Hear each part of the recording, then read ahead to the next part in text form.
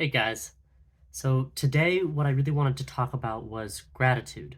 Because it's festive, right? What are you grateful for this time of year? It's always the idea that's on the top of our mind is gratitude. And for a lot of people, gratitude can be an incredible aid for mental health. It can help to remind you of what you have in life, and it can put in perspective some of the things happening that are, bringing you down, that you're struggling with, that you maybe are doubting in your situation or in yourself. But here's the thing with things like gratitude, they're not fix alls. I definitely hear in a lot of spaces, especially in online mental health spaces, these really positive, affirmation kind of ideas, like they are cures. And I don't hear this all the time. There are definitely many responsible, people that do talk about the real work involved and the real implications of time and effort and struggle and some suffering that goes into changing your mindset into actually becoming a more positive person. But it doesn't just happen because you just look in the mirror and say, "Oh, I'm grateful." You write in the journal. Like I got that Kirkazat journal for gratitude. It's an amazing tool. I'm not fixed. I do affirmations in the mirror. I tell myself I love myself. I'm not fixed. I think there's this misconception that positivity is supposed to be the goal 24/7, all the time. That you shouldn't think negative thoughts. You shouldn't get sad. You shouldn't get anxious or worried or depressed. You should just think of the good things in your life. Be positive. Think about what you can do. And there's an element of truth to that. I mean, that makes sense to a certain extent, but you can't like positive your way out of trauma. You can't be grateful that you didn't experience maybe the worst pain of your life when you got sick once. That maybe, hey, I'm grateful it wasn't worse. And you could say those words, but it doesn't like viscerally feel that way. And I think a lot of times with gratitude, there's a connotation with it. The connotation, I believe, is one of comparison. You know, you should be grateful that you have food in your belly because there's many kids in Africa who don't. And that's a true fact. There are people around the world that are suffering, and it is a perspective for us to be grateful that we have a certain privilege, and that we're not suffering in the same way others are. But what if the food on your plate is McDonald's day in and day out because you have parents that have no idea how to be nutritious and they kind of emotionally check out? Maybe they buy a McDonald's, drink a six pack, and pass out while you watch TV. Does that negate the negative emotional states you must be dealing with when you're raised in certain ways, when you have certain experiences, when they impact you a certain way? Because every kid has some sort of neuroses when they become an adult. It's like the parent's job to implant those neuroses into the kids. It's not a malicious thing. Even if they do everything right, it's like impossible to not get them.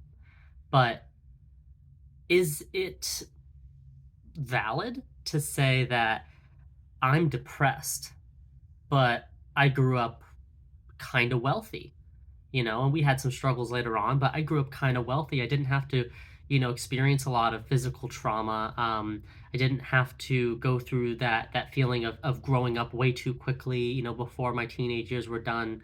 I didn't have to experience some of those feelings the way that people I know have. People that have had, quote, harder lives. And I respect the hell out of their lived experience. But does that negate my feelings? Does that negate your feelings? If you've been through something and someone says, "Oh, let me tell you, this one time when it happened to me, oh, it was so much worse. So you should consider yourself lucky. Be grateful." Kind of sucks, doesn't it?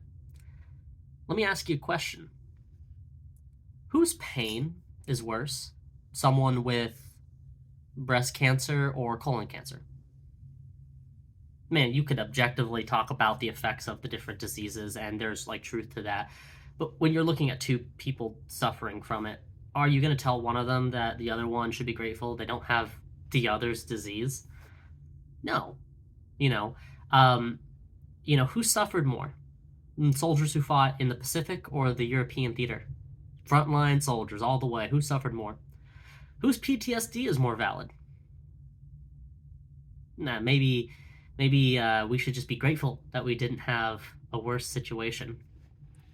I think that's a problem in the world today is we live very much just comparing, just living our lives in comparison with other people instead of reflecting inward. So I'll tell you a little story a friend just told me. A very special friend of mine was telling me about a experience they had in a college class. It was some sort of uh, positive psychology course, and the professor was talking about gratitude and the magic of gratitude, the power of gratitude, how it can change your life and how make you invulnerable to suffering. And then went around and said how everyone should be so grateful that they have roofs over their heads and shoes on their feet, and that they're in this school, and that they have families that love them and friends that are there for them. That's a lot of assumptions to make, as a professor to a diverse class. How does he know they have roofs over their head? A lot of students live out of their cars these days. School is expensive, and not every parent can support financially, and many couldn't do it emotionally because, hey, many of these students may not have families that love them. Certainly, maybe not love them the way they need. And what if they don't have friends?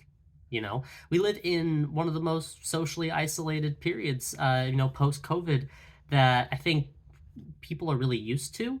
And it's incredibly alienating. And so, how is it fair to assume that these people have friends that they can lean on? There's a lot of assumptions in that room by that professor. And I think the far better move for an educator, for someone who's trying to reach out and teach about these concepts, because gratitude's important. Gratitude can change your life. But it's not about comparing how your life is better than others, how it could be so much worse.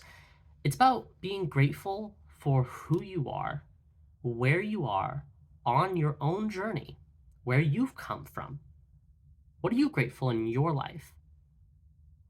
There are individual things that we can be grateful for. And there are things people can tell us we should be, and that's not their business, you know? I saw a poem online. I'll try to link it actually, if I can.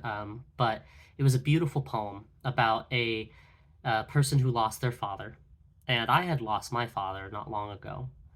And someone in the comments thought that they seemed ungrateful to the father who was dying, that they didn't seem like they were giving him the proper respect as a father. And my instant response was, he's not entitled to that. Everyone is allowed to decide who they give their positive energy to, and if they even have the energy to give it, because not everyone deserves it. And if you give it, it's a gift. It's either earned or it's a gift.